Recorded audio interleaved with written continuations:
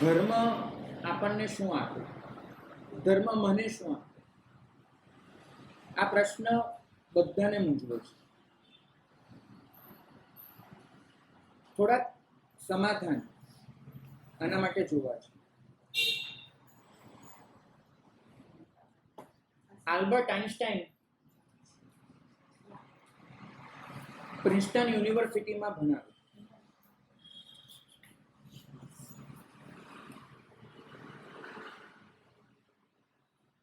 ફિઝિક્સનો વિષય અને master level પર અભ્યાસ કરાવ્યો. પરીક્ષાની વેળા આવી. આઇન્સ્ટાઈને પોતે જ પેપર સેટ કરવાનું. એમને આખું પેપર સેટ કર્યું, પોતાના આસિસ્ટન્ટને આપ્યું. જેટલા છોકરા હતા એટલી પ્રિન્ટ કઢાવી અને મૂકી દો. આસિસ્ટન્ટ આઇન્સ્ટાઈનનો એટલે સામાન્ય કોઈ કામ કરી ન શકે.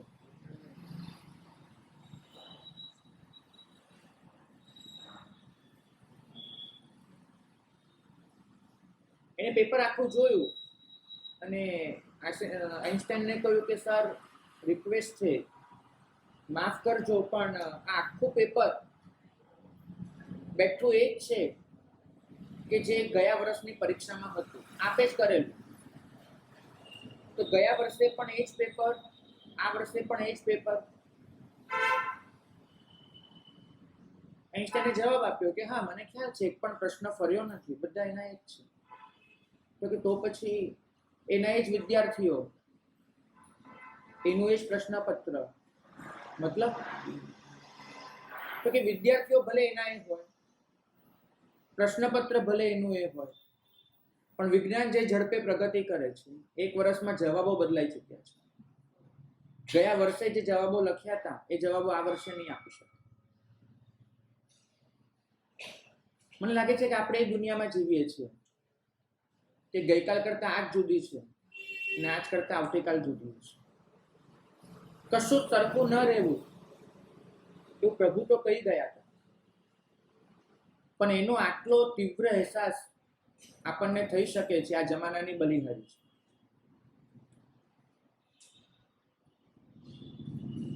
માનવ જીવન, એના પાયાના પ્રશ્નો તો એના એ જ રહ્યા છે, જવાબો સતત ફરી રહ્યા છે. ટેકનોલોજી જે ઝડપે વિકાસ કરી રહી છે, એવરીથિંગ, બધું જ બદલાઈ રહ્યું છે. ગઈકાલ સુધી હું અને તમે પિક્ચર જોવા માટે થિયેટર સુધી પહોંચતા હતા. મલ્ટીપ્લેક્સ આવ્યા અને કદાચ ઇતિહાસ બની ગયા, જૂનું થઈ ગયું. આજે ઘણું ખરું કન્ટેન્ટ સીધું ઓટીપી પર રિલીઝ થાય છે. નેટફ્લિક્સ, એમેઝોન પ્રાઇમ, થિયેટર તમારા ઘર સુધી આવી ગયું છે. ગ્રોસરી સહિતની કોઈ પણ વસ્તુ ખરીદવા માટે હવે તમારે બજાર સુધી જવું નહીં પડે. તમારે કંઈક સારું ખાવું હશે, રેસ્ટોરન્ટમાં જવાની જરૂર નથી. ઝોમેટો જેવી કેટલીય વસ્તુ છે જે તમારા ઘરે પહોંચાડી દેશે. તમારે કંઈ પણ ખરીદવું હતું, બજારમાં ભટકવાની જરૂર નથી. ફ્લિપકાર્ટ, સ્નેપડીલ, કોઈ પણ તમે એપ ખોલો, તમને જોઈતી વસ્તુ એના પર ઉપલબ્ધ છે. છેલ્લે બેંકમાં ક્યારે ગયા હતા યાદ કરવું પડે એવી સ્થિતિ છે, કેમ કે બધું નેટ બેન્કિંગથી થઈ જાય છે. કદાચ વિદ્યાર્થીઓ હવે શાળામાં જવાની પણ જરૂર નથી રહી. બાયજુ, વેદાંતુ, કેટલી એપ છે જેમ મા બાપ, શિક્ષક કોઈની પણ સહાયતા વગર તમને ભણાવી શકે છે.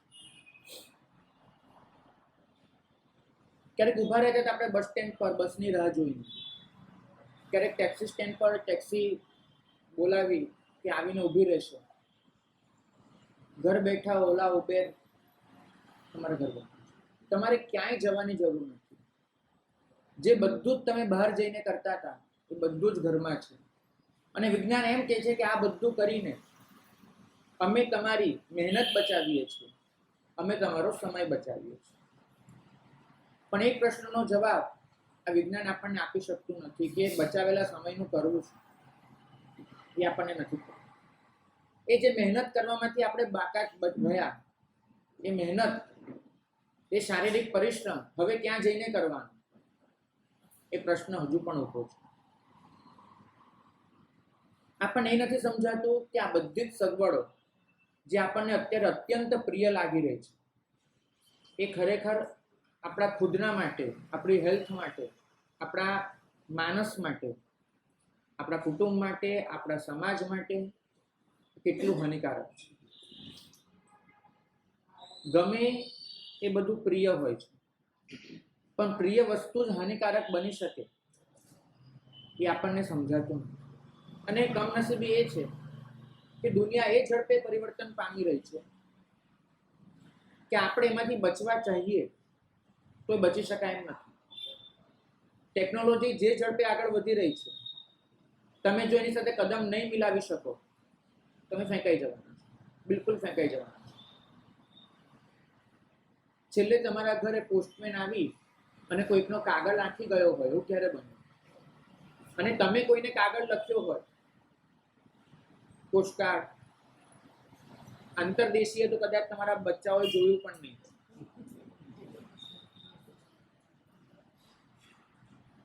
પોસ્ટ ઓફિસ નામની કોઈ વસ્તુ દુનિયામાં છે એ કદાચ એમને ખબર પણ નહીં. બહુ ચૂપકી આ બધું થતું જાય છે. માણસ કાગળ નાખતો હતો, એની જગ્યાએ તાર આવ્યો, એ તો દેખાતું હતું. પણ આપણા જીવનમાં ક્યારે જીમેલ, હોટમેલ, મેલ પ્રવેશી ગયા આપણને ખબર પણ ન પડી. અને એમાંથી ધીમે ધીમે ક્યારેય કર્મચારી પોતાના બોસને પોતાના કામનો રિપોર્ટ વોટ્સએપથી મોકલતો થઈ ગયો, આપણે જાણ્યું પણ નહીં. જે ઝડપથી આ બધું બદલાય છે, એમાં પ્રશ્ન ફરીને ઉભો રહે છે કે ધર્મ શું આપી શકે? આ દુનિયા સાથે તાલમેલ મેળવવા માટે જે ભાગદોડ આપણે કરવી પડે છે, એમાં ધર્મ આપણને કઈ રીતે ટકાવી શકે? આ પ્રશ્ન કદાચ આજે બહુ ઊંડાણથી સમજવો પડે. મનુષ્ય પોતે સમાજનો ભાગ છે અને સમાજની ગતિવિધિ એનાથી મુક્ત નહીં રહી શકે. એની સાથે જોડાવું જ પડશે. અને કમનસીબી એ છે કે આ બધું જ કોઈ એક જણના કંટ્રોલમાં નથી. અમેરિકા, રશિયા જેવી મહાસત્તાઓ, એના કંટ્રોલમાં પણ આ વસ્તુ નથી. અને ભારત જેવા વિકાસશીલ દેશો, એના કંટ્રોલમાં પણ નથી. આજે એક દેશ નક્કી કરે કે અમે એઆઈ થી દૂર રહેવા માંગીએ છીએ, દુનિયાને જે કરવું એ કરે, અમારા દેશમાં એઆઈ નહીં આવે, ઇમ્પોસિબલ. ટેકનોલોજી, એના દ્વારા ઇન્ફોર્મેશન, એનો રાસ્તો એટલો ફાટ્યો છે. એક ગ્રાફ ગઈકાલે જોવાનો થયો, એમાં લખ્યું છે કે આજથી 10 વર્ષ પહેલા સુધી આપણા સુધી જે ઇન્ફોર્મેશન પહોંચે એની જે ઝડપ હતી, એના કરતા છેલ્લા 10 વર્ષમાં 700 ગણી ઝડપ વધી છે. 700 ગણી ઝડપ. અને પરિણામે એટલું જ તમારું ટેન્શન વધ્યું છે. પરિણામે એટલું જ તમારું એને લીધે બીપી, ડાયાબિટીસ બધું જ વધ્યું છે. વગર લેવા દેવાની ચિંતા તમારા મનમાં પ્રવેશી ગઈ છે. સતત આપણને મન થાય છે કે અપડેટેડ રહેવું છે. કદાચ ખિસ્સામાંથી દર 5 મિનિટે મોબાઈલ બહાર નીકળતો હશે.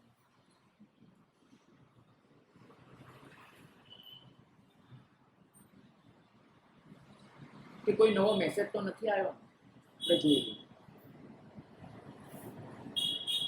આ એક વાયરો છે, મતલબ એવો પવન છે, એવું વાવાઝોડું ફૂંકાઈ રહ્યું છે કે આની વચ્ચે ટકી જવું એ ધર્મ સિવાય શક્ય છે. જે વસ્તુ કોઈના કંટ્રોલમાં ન હોય, એવી આફત, એની સામે લડી શકાતું નથી. વૈજ્ઞાનિકો ભવિષ્યવાણી કરી ચૂક્યા છે કે આપણે અત્યારે કદાચ એવા ઘરમાં છીએ કે જે ઘર ક્યારે ધબી પડશે આપણને ખબર નથી. ટકવું તો ટકવું કઈ.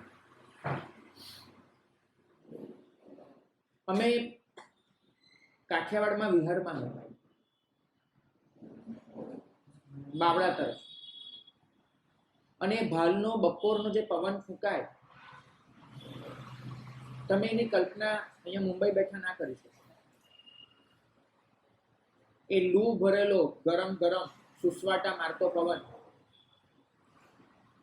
એની અડફેટે જે પણ આવે એને ફેંકતો જાય, ફંગોળતો જાય.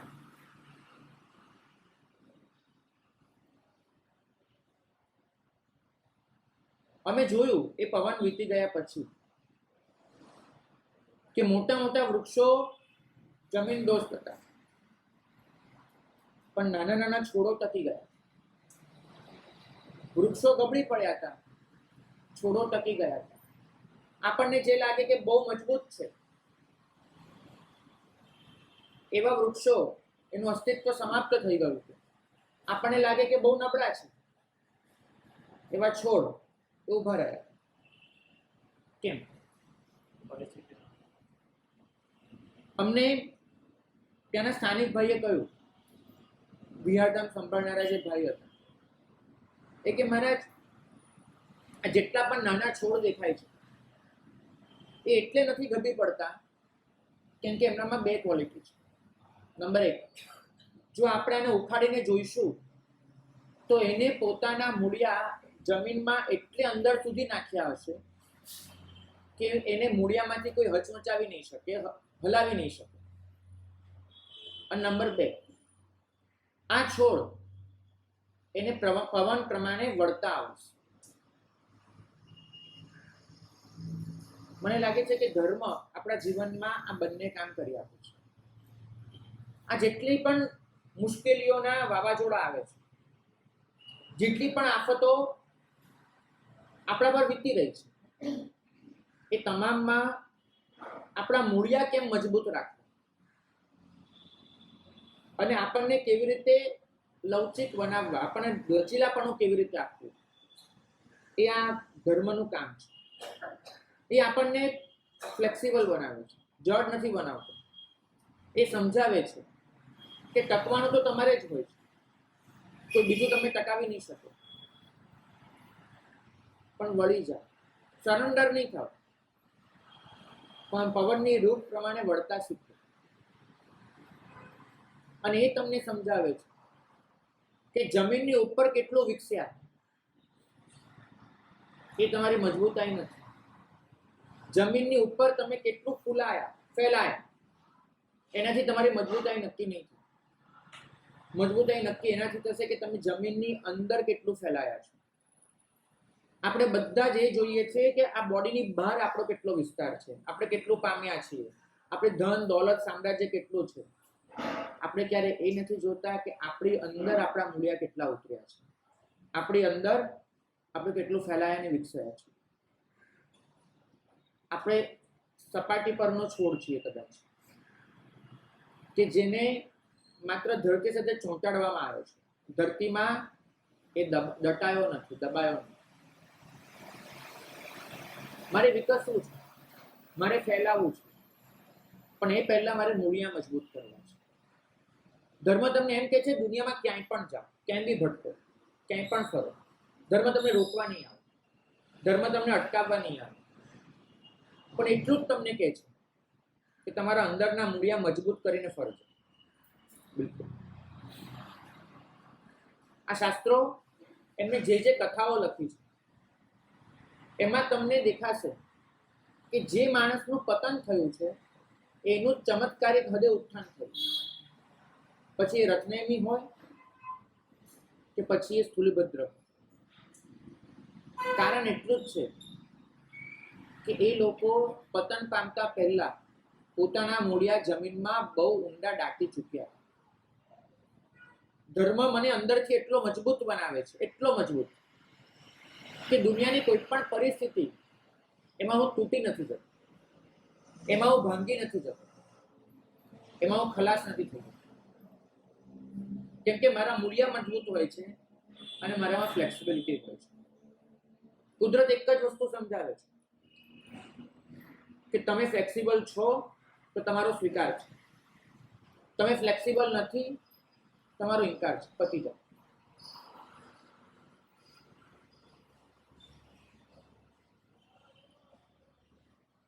ફ્લેક્સિબિલિટી આપણા જીવનમાં ખૂટતી જાય છે. આપણે વધુ ને વધુ જડ બનતા જઈએ છીએ. પરિસ્થિતિ સામે લડવું છે, પરિસ્થિતિ સામે આથડવું છે, પણ પરિસ્થિતિનો શાંતિથી સહજતાથી સ્વીકાર નથી કરવો.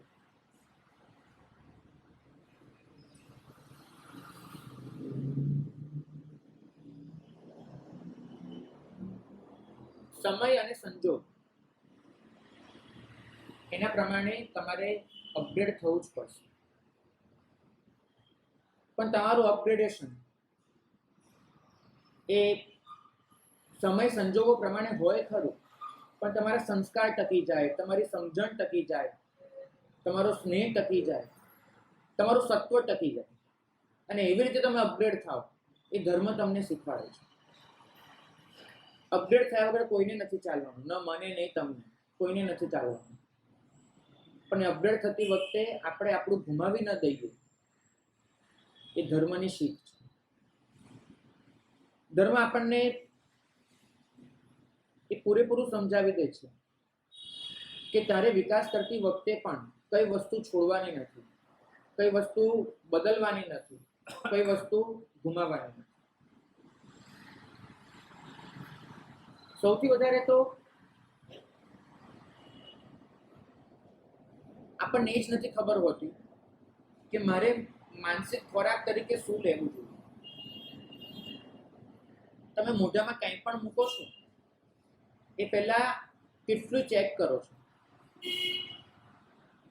અહીંયા પાણીપુરીની લારી છે, એના પર પણ બોર્ડ મારેલું છે કે પાણી પેલું ડિસ્ટિલ વોટર બિસ્લેરીનું વાપરવામાં આવે છે. તો કદાચ પાણીપુરી મોઢામાં મૂકતા પહેલા તમે પાણીની ક્વોલિટી ચેક કરો છો કે બિસ્લેરી વોટરની પાણીપુરી છે.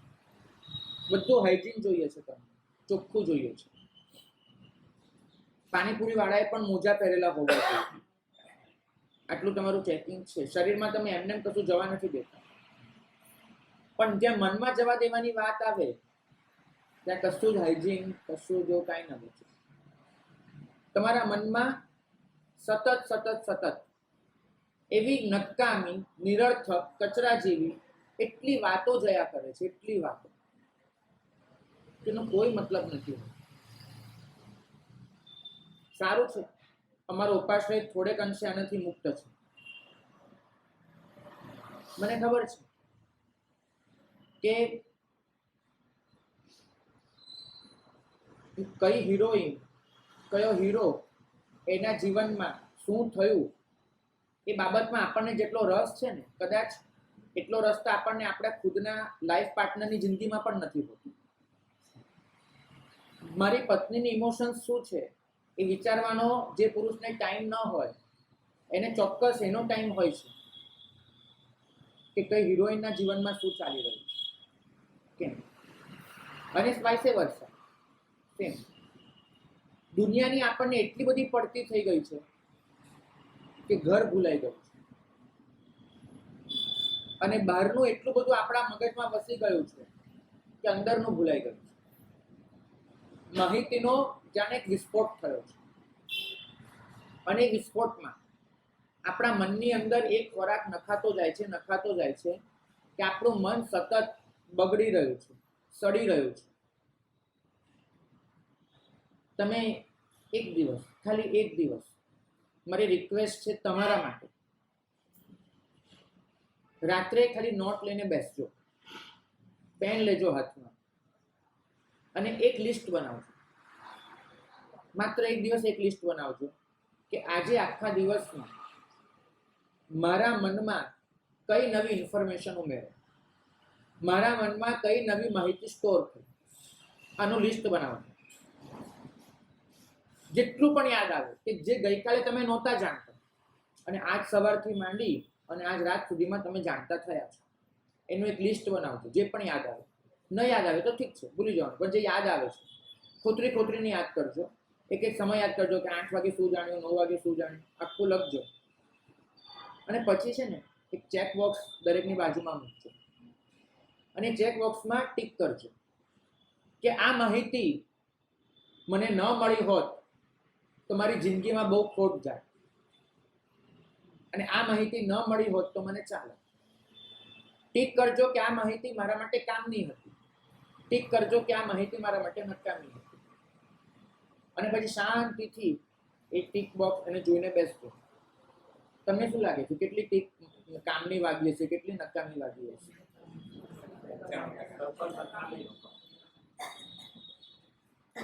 મનમાં શું જવા દેવું એ તમારે જોવાનું. એ તો અમારા સાધુ ગોચવી જાય ને તો એ અંગૂઠો મૂકવો પડે છે કોઈ કે અમારા પરિચિત છે. તમારા મકાનમાં કોણ પ્રવેશી શકે એના માટે સીસીટીવી પણ છે, વોચમેન પણ છે, સિસ્ટમ્સ પણ છે, અને કોઈ એમને પેસી જાય તો બર્ગર, અલાર્મ બધું જ છે. મગજના દરવાજે કોઈ સાયરન મૂકો ને, કોઈ નક્કામું કંઈ આવે તો આમ સાયરન વાગવા માંડે કે મગજમાં કંઈક નક્કામું આવી ગયું, એવું સાયરન ક્યાં છે? કોઈ પણ નવી માહિતી એને તમારા સુધી પહોંચવું હોય તો પહેલા અંગૂઠાથી એને પોતે પ્રમાણિત થવું પડશે કે હું કામની છું, અને પછી અંદર આવી શકશે. એવું તમે રાખ્યું છે કશું? કે જે આવે ને આવવા જ દો છો, આવવા જ દો છો. આમાં ને આમાં સ્ટ્રેસ વધે છે તમારો. આમાં ને આમાં નકામનો વિચાર કરીને તમારા મગજની હાર્ડ ડિસ્ક આખી ફૂલ થઈ જાય છે.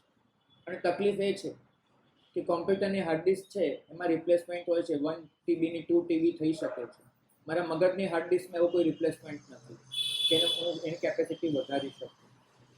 મારી અંદર જેટલી પણ રેમ છે, જેટલા જીબીની રેમ છે, આખી રેમ આ બધી પ્રોસેસિંગમાં જ પૂરી થઈ જાય છે, કંઈ થતું જ નથી. હમણાં એક ભાઈ પૂછવા આવ્યા હતા મીરા રોડ પર કે મારા સાહેબ તમને આટલું યાદ કેવી રીતે રહે છે? તો મેં એમને એક જ વાત કહી હતી, મેં તો આ પ્રશ્ન તો મારે તમને પૂછવો છે ભાઈ, મને નહીં. મને ખરેખર તમારી યાદશક્તિ માટે એટલો અભાવ છે કે તમને આટલું યાદ કેવી રીતે રહે છે? કારણ કે મારે તો ખાલી કામનું જ યાદ રાખવાનું છે, એટલે જે બહુ થોડું હોય છે એટલું હું યાદ રાખી શકું છું. પણ તમે તો વગર કામનું એટલું બધું યાદ રાખીને બેઠા છો, તો પ્રશ્ન તો મારે તમને પૂછવો છે. ભાગ્યશાળી મગજની કેપેસિટી ક્યારેય ઓછી નથી હોતી, પણ બહુ વધારે પડતી વાપરી નાખીએ છીએ, બહુ વધારે પડતી. પરિણામ એ આવે છે કે થાકી જઈએ છીએ, એવા થાકીને ચૂર થઈ જઈએ છીએ. રાતની જે ઊંઘ હોય છે ને એ નિરાંતને આરામ માટે નથી હોતી, ખાલી ઢળી પડવા માટે હોય છે. તમારું શરીર થાક્યું છે અને માટે શરીરને આરામની જરૂર છે, અને માટે તમે લંબાવો છો, બિલકુલ એવું નહીં. તમારું મન ત્રાસ્યું છે, મન બિચારો ભટકી અને હવે એને સમજ નથી પડતી કે શું કરવું. તમારે મનને મૂર્છિત કરવા માટે લંબાવી દેવું પડે છે. આદિમાનવ સૂતો તો શરીરનો થાક ઉતારવા માટે, તમે સુવો છો મનને શાંત કરવા માટે. આદિમાનવ સવારે ઉઠો તો ત્યારે શરીર ફ્રેશ હતું, તમે સવારે ઉઠો છો ત્યારે મન ઓર થાકેલું હોય છે, કેમ કે રાત્રે બિચારું જમતું નથી હોતું, ભટકીને જાતના સ્વપ્ન જોયા હોય છે, રાત્રે શાંત નથી પડ્યું હોતું. સવારે ઉઠો તો પાછી એ જ બધી ઘટમાળો હોય છે. કેમ? નકામી માહિતી.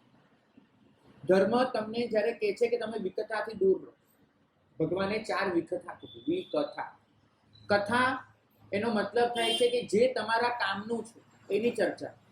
વિકથા જે તમારા કામનું નથી એની ચર્ચા. મને ખરેખર જવાબ આપજો, મમતા બેનર્જીએ ઇન્ડિયાના ભાગ બનવું જોઈએ કે ન બનવું જોઈએ, એની તમારી પાસે કોણ સલાહ લેવા આવ્યું હતું? મને તમારે એ કહેવું, તમને કોણ પૂછવા આવ્યું હતું કે મમતા બેનર્જી ખરેખર ગઠબંધનનો ભાગ બનવા જેવું છે કે નથી? તમને કોઈ પૂછવા આવ્યું? અને છતાંય તમારી પાસે કેટલા સારા અભિપ્રાયો છે. કદાચ મમતા અહીંયા આવે તો તમને પોતાના અંગત સલાહકાર તરીકે નિયુક્ત કરી શકે, એટલું તમે ડેટા લઈને બેઠા છો. કેમ? શેના? તમને મારે એટલું જ સમજાવવું છે કે આ બધી જ વસ્તુ એ તમારા મૂળભૂત આનંદને ખોરવી રહી છે. તમે તમારા એક પણ સંબંધમાં પૂરતો સમય નથી આપી શકતા. તમે બહુ મેન્ટેન કરવાની કોશિશ કરો છો તમારા સંબંધને, બહુ હેન્ડલ કરવાની મહેનત કરો છો, પણ તમારી મહેનત હોય છે, મને લાગે કે બહુ જ નારાજગી વર્તી રહી છે આમ તેમ, એટલે બજારમાં જઈને એક સારી વસ્તુ ખરીદી લાવો છો. તમારી પાસે સમય નથી, પૈસો છે, બુદ્ધિ નથી કે સંબંધ કેમ સચવાય, પણ એટલી ખબર પડે છે કે ભેટ લઈને આપી દઈએ એટલે થોડુંક આગળ થોડું શું કહેવાય પેલી વોરંટી થોડી એક્સપેન્ડ થઈ જાય, આગળ ચાલ્યા કરે અને તમે લાવીને આપી દો. કેટલું ખેંચશો? સંબંધ માંગે છે સમય, સંબંધ માંગે છે કાળજી, સંબંધ માંગે છે આદર, સંબંધ માંગે છે ગિફ્ટ નહીં પણ નાની નાની એવી વસ્તુઓ, નાની નાની એવી મોમેન્ટ કે જેના લીધે માણસને એવું ફીલ થાય કે હું સ્પેશિયલ છું. તમે નથી આપી શકતા. કોઈને તમે અહેસાસ નથી કરાવી શકતા કે તમે મારી જિંદગીમાં સ્પેશિયલ છો, તમે મારી જિંદગીમાં વિશેષ છો. એ અહેસાસ તમે નથી કરાવી શકતા. કારણ એ છે કે અહેસાસ કરવા માટે જે બુદ્ધિ જોઈએ એ બુદ્ધિના દરવાજા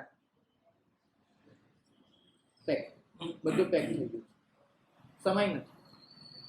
તમને તમારા શાવિકાઓ માટે સમય નથી, તમને તમારા સંતાનો માટે સમય નથી, તમને તમારા મા બાપ માટે સમય નથી, તમને તમારી જવાબદારીઓ માટે સમય નથી. અને આ બધું તો હજુ માફ થઈ શકે, હજુ પણ તમને તમારા માટે સમય નથી. સૌથી મોટી આ કમજોરી છે.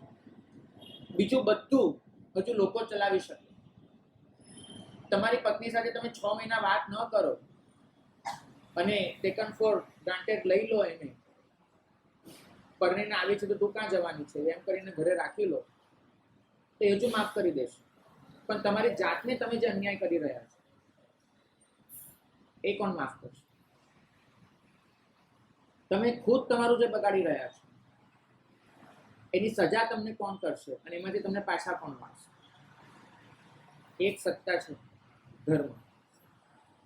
એ જે પરમ સત્તા છે એ તમને એટલું સમજાવે છે કે તમારી જાત માટેની જવાબદારી શું છે. મોક્ષે જવા માટે ધર્મ છે, એ સંતો માટે આ વિધાન સાચું છે. સર્વના કલ્યાણ માટે ધર્મ છે, એ સજ્જનો માટે સાચું વિધાન છે. પણ તમારા ખુદના કલ્યાણ માટે ધર્મ છે, તમારા માટે સાચું વિધાન છે. મોક્ષ બહુ દૂરની વાત છે. સર્વનું કલ્યાણ આપણા મનમાં નથી આવતું, પણ કમસે કમ મને મારી જાત એને ઓળખવી છે. મારે મારી જાત પ્રત્યેની મારી જવાબદારી સમજવી છે. મારે મારી જાતને સુખી કરવી છે.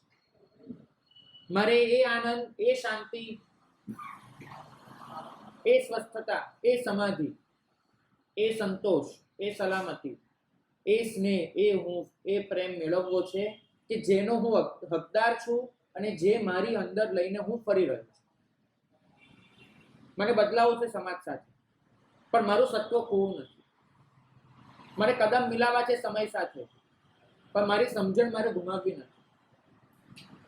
સંજોગોને અધીન નથી થવું, સંજોગો સાથે સેટ થવું છે. આપણે સંજોગોને સરેન્ડર થઈએ છીએ, સંજોગો સાથે સમાધાન નથી કરતા. ધર્મ તમને સમાધાન કરતા શીખવાડે છે. ધર્મ તમને તમારી જાતનું બલિદાન આપવામાંથી બચાવી લે છે. તમે અત્યારે જે રીતે જીવી રહ્યા છો, બહુ કરુણતાપૂર્વક કહું છું કે તમે તમારી જાતનું બલિદાન આપી ચૂક્યા છો. સમાધાનમાં બંને પક્ષે વિન-વિન પરિસ્થિતિ હોય છે. બલિદાનમાં એક જણાએ ટોટલી ગુમાવી દેવાનું હોય છે અને તકલીફ એ થાય છે કે બીજાને એની પડી પણ નથી હોતી કે તે બલિદાન આપી દીધું. આપણે કદાચ આ જમાના સામે પોતાની જાતનું બલિદાન આપી દીધું છે, પણ હજુ બચવાની તક છે, હજુ તક છે. ધર્મ તમને બચાવવા માંગે છે.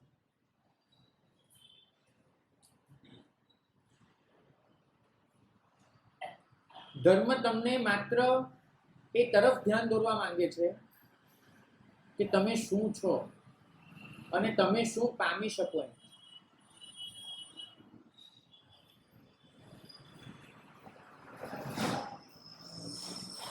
વૈજ્ઞાનિકો સંશોધન કરી રહ્યા છે કે જે સંશોધન દ્વારા તમારા મગજને કંટ્રોલ કરી શકાય.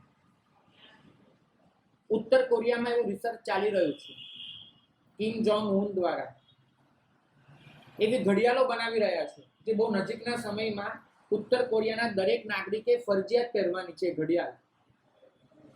અને એ ઘડિયાળ એ સતત મોનિટરિંગ કરશે કે કિમ જોંગ ઉન જ્યારે પ્રવચન આપતો હોય, સરકાર પોતાના એજન્ડા, પોતાના ફંડા બધું રજૂ કરતી હોય, ત્યારે સાંભળનારો માણસ કેવી લાગણી અનુભવે છે. ઘડિયાળ મોનિટરિંગ કરે છે કે જો તમે કિમ જોંગ ઉનનું પ્રવચન સાંભળતી વખતે તમે આનંદની લાગણી અનુભવો છો તો બહુ સારું છે, પણ તમને જો એમ થાય છે કે આ એક એવો શાસક છે જે ફરેબી છે, જે જુઠ્ઠો છે, જેને ઉત્તર કોરિયાને બાનમાં લઈને બરબાદ કર્યું છે, અને તમે એના માટે સહેજ પણ ક્રોધની લાગણી અનુભવો છો, નેગેટિવ લાગણી અનુભવો છો એનું પ્રવચન સાંભળતી વખતે, તો પેલી ઘડિયાળ તમારા શરીરમાં એવા પ્રકારના સ્પંદનો રેલાવે છે કે તમારું હૃદય 30 સેકન્ડની અંદર ધબકવાનું બંધ કરી દે છે અને તમે મૃત્યુ પામો છો. કિમ જોંગ ઉન એવું વિચારે છે કે મારે આ ઘડિયાળો દ્વારા નક્કી કરવું છે કે તમે મને ચાહો છો કે નથી ચાહતા. જો તમે મને ચાહો છો તો ઉત્તર કોરિયામાં તમે રહી શકશો જીવતા. જો તમે મને નથી ચાહતા તો ઉત્તર કોરિયાના કબ્રસ્તાનોમાં ખૂબ જગ્યા છે તમને સુવા માટે. આ ઘડિયાળો નજીકના ભવિષ્યમાં ઉત્તર કોરિયાના દરેક નાગરિકે પહેરવાનું છે. તમારા મનની લાગણીઓ એને પણ કંટ્રોલમાં લેવા માટે ટેકનોલોજી પોતાનું કામ શરૂ કરી ચૂકી છે. બચશો કઈ રીતે? પ્રશ્ન એ છે. જો તમે એવું માનતા હો કે ધર્મને છોડી દઈશું અને વિજ્ઞાન આપણને સાચવી લેશે, જો તમે એવું માનતા હો કે અધ્યાત્મને સાવ કિનારે મૂકી દઈશું અને વિજ્ઞાન પાસેથી આનંદ મેળવી લઈશું, તો સમજજો કે તમારા જેવો કયો શબ્દ સારો શબ્દ જે પણ મૂરખ બીજો કોઈ નહીં. ધર્મ ભગવાનની પૂજા કરવા માટે નથી કરવાનો, ધર્મ તમારી ખુદની જાતને ઓળખવા માટે કરવાનો છે. ધર્મ તમને એ સમજાવે છે કે તમે શેના માટે અહીંયા આવ્યા હતા. ધર્મ તમને એ સમજાવે છે કે શું તમારા હકનું છે. તમે એ વ્યક્તિ સામે મોઢું કરીને ઊભા છો કે જે વ્યક્તિ બહુ તો તમારી સગવડો સાચવી લેશે, તમને સુખ નહીં આપે. કમનસીબ તમારા કે તમે સગવડ અને સુખને એક ગણી લીધું છે. સગવડો વસ્તુઓની હોય છે, સુખ મારા મનમાં જાગતી લાગણી છે. સગવડોની વચ્ચે પણ માણસ અત્યંત દુઃખી હોઈ શકે છે અને સગવડોની અભાવની વચ્ચે પણ માણસ સુખી હોઈ શકે છે, કેમ કે સુખ એ મારી સંવેદના છે, સગવડ એ મારા શરીર દ્વારા થતો ઉપયોગ છે. સગવડો કેટલી મળવી ન મળવી કદાચ વિજ્ઞાન નક્કી કરી શકે. સુખ મળવું કે ન મળવું એ વિજ્ઞાન નક્કી નહીં કરી શકે, તમારે નક્કી કરવાનું. અધ્યાત્મ તમને સગવડોની દિશા નથી ચિંતતો, એ તમને સુખની દિશા ચિંતે છે. અધ્યાત્મ તમને બહારથી આનંદ કેમ મેળવવો એ નથી સમજાવી શકતું. એ વિજ્ઞાન તમને બહારથી આનંદ સમજાવશે, અધ્યાત્મ તમને અંદરના આનંદ સુધી લઈ જશે. ધર્મ શું કરે?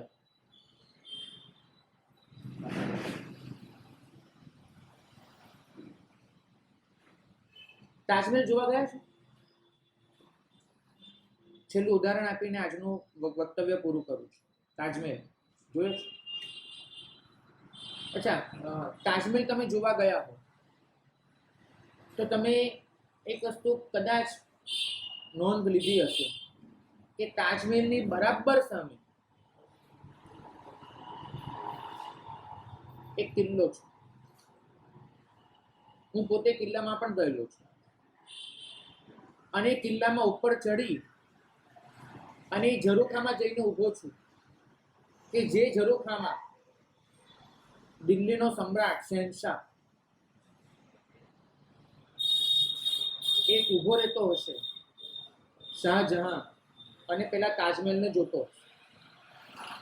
શાહજહાંના પાછલા દિવસોમાં એના દીકરા એને કેદી બનાવી દીધો હતો અને એની પાસે એક જ કામ બચ્યું હતું, એ ઝરૂખામાં બેસવું, તાજમહેલને જોયા કરવો અને મુમતાજને યાદ કર્યા કરવો, આટલું. પણ એ દીકરાની એક રહેમ નજર હતી. દિલ્હીના કારીગરો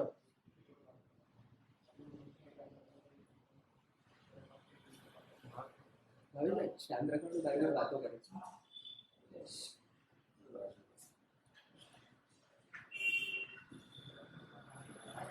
એને એક એટલું સરસ કામ કર્યું હતું કે શાહજહાં જ્યાં બેસતો હતો એ જગ્યાએ માત્ર અડધા ઇંચનો એક અરીસો લગાડ્યો, અડધા ઇંચનો. જે તાજમહાલ દૂરથી તમે માત્ર એની આઉટલાઈન જોઈ શકો છો, એ જ તાજમહાલ એનું પ્રતિબિંબ પેલા માત્ર અડધા ઇંચના અરીસામાં ઝીલાય. એની એક એક રેખા, એની એક એક કલા કોતરણી, બધું જ એની અંદર દેખાય.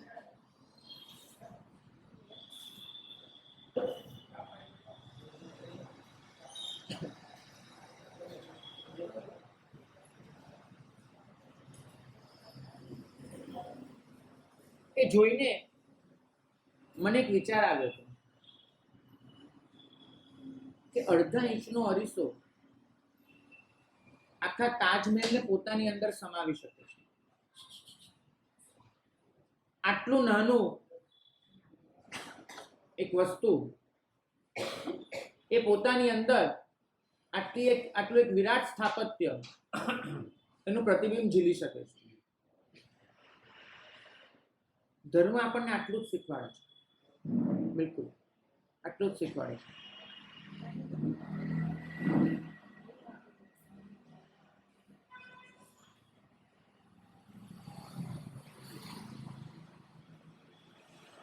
ધર્મ એટલું કે છે કે તારી સામે જે પણ માણસ આવે છે એ વાસ્તવમાં અડધા ઇંચનો અરીસો છે, અરીસો.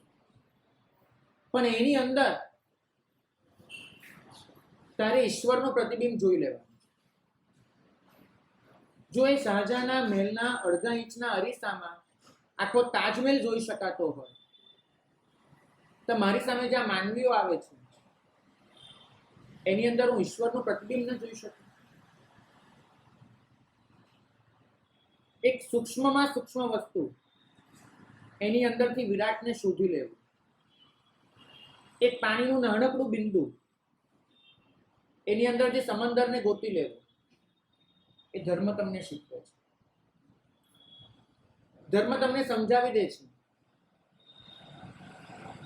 નરસિંહ મહેતાના શબ્દોમાં કે જે પિંડે હોય છે એ બ્રહ્માંડે હોય છે.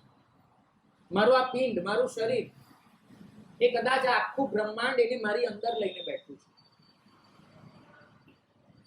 દુનિયાએ 2 ટેલિસ્કોપની શોધ કરી છે. એક ટેલિસ્કોપ આખા બ્રહ્માંડને દેખાડી શકે છે અને જેના માટે નવા નવા ટેલિસ્કોપ બનતા જ જાય છે. અને બીજું એક ટેલિસ્કોપ છે જેને દુનિયાએ સાધના એવું નામ આપ્યું છે, જે તમારી અંદરના બ્રહ્માંડના દર્શન કરાવી શકે છે. બંને બ્રહ્માંડ બહુ અજીબોગરીબ છે. બંને બ્રહ્માંડ એટલા જ રહસ્યમય છે. બંને બ્રહ્માંડમાં સતત એવું થયા જ કરે છે કે જે જોતા તમે થાકો જ નહીં. પણ એક બ્રહ્માંડ, એના માટે તમે ખૂબ ઉત્સુક છો. એક બ્રહ્માંડ એનાથી બહુ દૂર ભાગો છો. આપણી અંદર એ બધું જ ચાલી રહ્યું છે કે જેના દર્શન આપણને ખૂબ આનંદ આપી શકે. સવાલ એટલો છે કે આંખો ખુલ્લી રાખીને દુનિયા જોવી છે કે આંખો બંધ કરીને જાતને જોવી છે? જગતને જોવા માટે આંખો ખોલવી પડે છે, જાતને જોવા માટે આંખો મીચવી પડે છે. આપણે આંખો તો બહુ ખુલ્લી કરતા જઈએ છીએ, પણ જાતને જોવા માટે થોડીક આંખો મીચવાની શરૂઆત કરવાની. અને આંખો કેવી રીતે મીચવી, અંદર કેવી રીતે ઝાંકવું, એ માત્ર આપણને ધર્મ જ શીખવાડી શકે છે. ધર્મ મને શું આપે? આ પ્રશ્નનો જવાબ જો મને કોઈ પૂછે તો એટલું જ કહીશ કે ધર્મ મને સત્વ આપે છે કે હું સમય અને સંજોગો પ્રમાણે ગમે તેટલો અપડેટ થાઉં, પણ એની વચ્ચે મારી જાતને ખોઈ ન બેસું. હું ગમે તેટલા મોટા મેળામાં જઉં પણ ભૂલો ન પડી જાય. હું ક્યાંથી આવ્યો તો એ મને ખબર હોય અને મારે ક્યાં બહાર નીકળવાનું છે એ ખબર હોય તો હું સલામત છું. મારે મેળાના ભાગ બનવું છે પણ ભીડમાં ખોવાઈ નથી જવું. મારે કોઈની સાથે જોડાવું છે, કોઈના ગુલામ નથી થઈ જવું. મારે સંબંધોને સાચવી લેવા છે પણ જાતને એમાં ડૂબાડી નથી દેવી. મારે કોઈકને યાદ કરવા છે, જાતનું વિસ્મરણ નથી કરી દેવું. મારે દરેક સંબંધમાં ઈશ્વરને શોધવો છે. મારે દરેક વાવાઝોડા વખતે ફ્લેક્સિબિલિટી રાખવી છે. મારે આ દુનિયામાં એટલો વિકાસ કરવો છે પણ એ બધો વિકાસ કર્યા પછી પણ મારા મૂળિયા મારે મજબૂત રાખવા છે. મારે ટેકનોલોજીનો ઉપયોગ કરવો છે. ટેકનોલોજી મારો ઉપયોગ કરી જાય મને મંજૂર નથી. મારે મારો સમય બચાવી લેવો છે પણ બચાવેલા સમયનો યોગ્ય ઉપયોગ કરતા પણ શીખવું છે. મારે આનંદ, શાંતિ, સગવડ બધું જ મેળવવું છે પણ જેટલું વિજ્ઞાન પાસેથી મેળવવું છે એટલું અધ્યાત્મ પાસેથી પણ મેળવવું છે. મારે બહારની દુનિયામાં પણ ખુશી જોઈએ છે તો અંદરની પ્રસન્નતા પણ મને જોઈએ છે. મારે દુનિયામાં બહુ બધા મિત્રો બનાવવા છે પણ મારી જાત સાથેની મિત્રતા ગુમાવવી નથી મારે. જો આ બધું જ તમારું લક્ષ્ય હોય તો લાખ દુઃખો કી એક દવા છે. નામ આવડે છે દવાનું? ધર્મ. ધર્મ તમને આ બધું જ આપી શકશે. સવાલ તમારા પર છે. નાના હતા એક ગીત બહુ ગાતા હતા, માર દિયા જાય या छोड़ दिया जाए પછી या સુલુક કિયા જાય. બરાબર. કુદરત આપણને આ પ્રશ્ન પૂછે છે અને એમ જ કહે છે કે નક્કી તારે જ કરવાનું છે. તારે જ તારી જાતને મારવાની છે, તારે જ તારી જાતને છોડી દેવાની છે. કારણ કે તારી જાત સાથે કયો સુલુક કરવો એ તારે જ નક્કી કરવાનું. અને ધર્મના સહારે આપણે આપણી જાત સાથેનું વર્તન શીખીએ એ જ મંગલ કામ.